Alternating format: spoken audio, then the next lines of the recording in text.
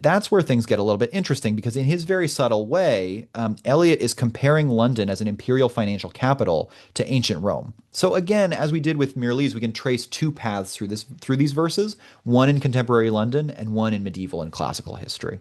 Here are some images of London around this period, where we might get a sense of what Eliot is describing. But then there's also an underworld element.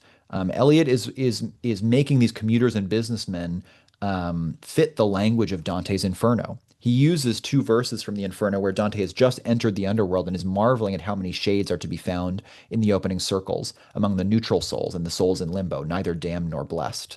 A funny bit of trivia here, actually, is that when Eliot published this poem with Virginia Woolf's Press in 1923, they accidentally printed the third line here as a crowd flowed under London Bridge, which seems kind of like an appropriate slip, like giving away the reference to the Inferno. But anyway, and then when the speaker accosts Stetson, he talks about an ancient battle from the First Punic War, one of the great naval battles between Rome and Carthage.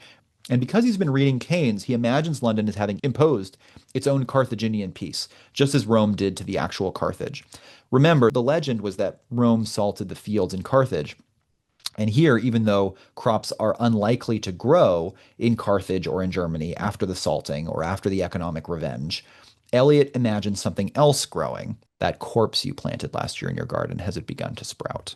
And one way to read this climactic end, these final verses, is to say that the dead don't stay buried. Eliot, like Ferdinand Foch or like Keynes, worries that the corpses are going to bloom and that there's going to be a reckoning when they do.